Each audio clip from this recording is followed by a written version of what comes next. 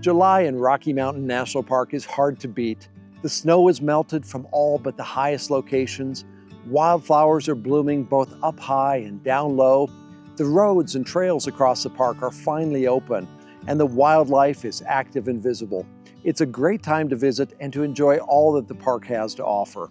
For me, July is a month when I spend as much time as possible hiking into the backcountry to visit remote lakes, waterfalls, and mountain summits. I'm slowly working my way through all the official and unofficial summits of the park, trying to find new vistas that I haven't photographed before. July is just such a great month to get way out into the park. During the month of July, you can expect warm and even hot days down at the lower elevations of the park. The average high temperature for Estes Park and for the lower parts of Rocky Mountain National Park during the month of July is 80 degrees, while the average low temperature is around 50 degrees. However, one of the things you'll quickly realize is that up at the higher elevations of the park, such as along Trail Ridge Road, temperatures can be much cooler. While there are many warm days up high in July, there are also many cold and windy days with temperatures that can dip near freezing. So be sure to bring warm winter clothing for those cold days high up in the mountains. From late June through early August, we have a common weather pattern that you should be aware of. Typically, our mornings are clear and cool, but the temperature rapidly climbs as the sun rises.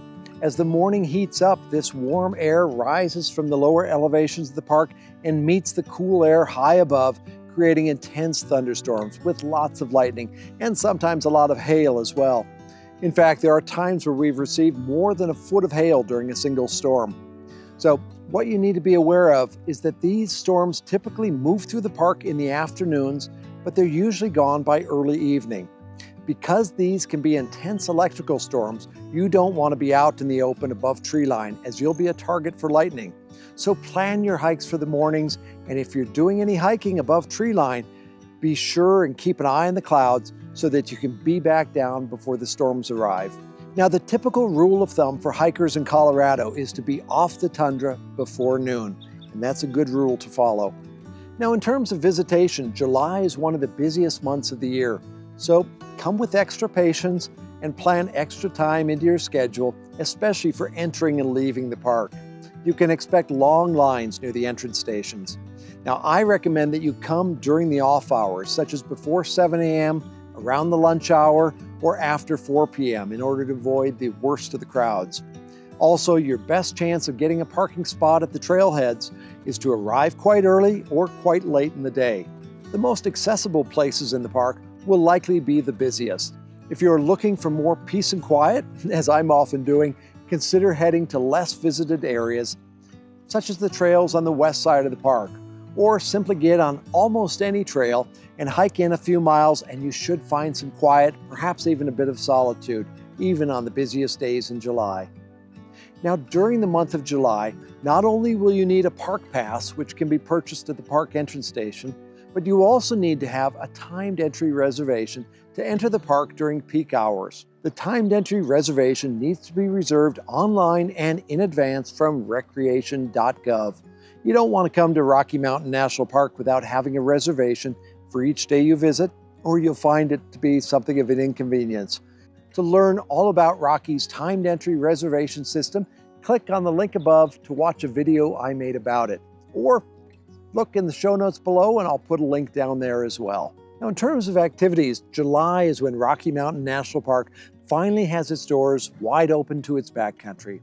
It is a perfect time to hike up to beautiful lakes tucked between mountain summits, to enjoy wildflowers in the tundra and in the meadows, to sit in the presence of roaring waterfalls, and to drive some of the beautiful roads in Rocky Mountain National Park, including Old Fall River Road, which typically opens for the season during the first week of July. I recently made a video all about what you can experience along Fall River Road. If you're interested in seeing that, you can find it right here. I'll also put it in the show notes. During July, you can also enjoy fishing, camping, rock climbing, wildlife watching, or simply sit and savor the stunning views. There are so many different activities to do and so many trails to hike that it would take you years to do it all. In fact, if you would like some help in planning your hikes and figuring out which ones are best for you, then I recommend that you check out my book Hiking Rocky Mountain National Park, the Essential Guide. Now, during the summer, the National Park Service offers many different ranger programs where you can learn all about the park, its history, geology, plants, and its wildlife. And if you have kids, be sure to get them involved in the National Park's Junior Ranger program. When my son was young, he was a very proud Junior Ranger and wore his badge every time we went hiking. If you're interested, stop by one of the visitor centers to learn more or visit Junior Ranger headquarters in Hidden Valley. Now, during July, you can also hire guides who will take you fly fishing, teach you photography, take you for horseback rides, give you personal tours of the park, and so much more. To learn about each of these activities and others, visit the activities page on my website, RockyMountainNationalPark.com. In terms of wildlife, during July, you can enjoy watching herds of majestic elk grazing in the alpine tundra. Look for them along Trail Ridge Road. They go up there to enjoy the fresh grasses and cooler temperatures. And while you are up there, you may also see bighorn sheep, marmots lying on the rocks sunning themselves, and pika racing around gathering grasses for the coming winter. In the lower elevations of the park, you can often spot coyote, mule deer, turkey, and other wild creatures in the forest and in the meadows.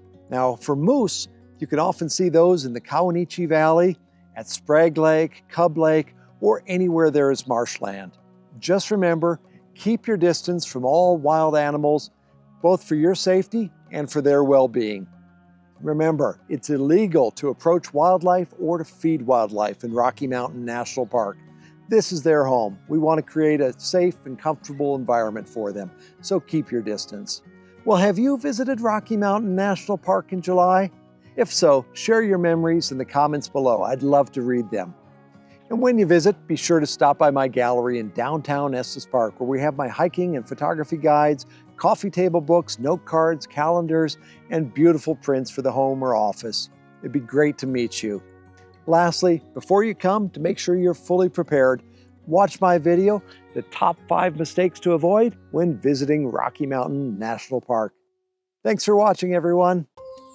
To help you prepare for your visit to Rocky Mountain National Park, visit my website, RockyMountainNationalPark.com. For hiking guides, calendars, coffee table books, and more, visit RockyTrailPress.com. And when you arrive, be sure and stop by my gallery in downtown Estes Park. It's called Images of RMNP.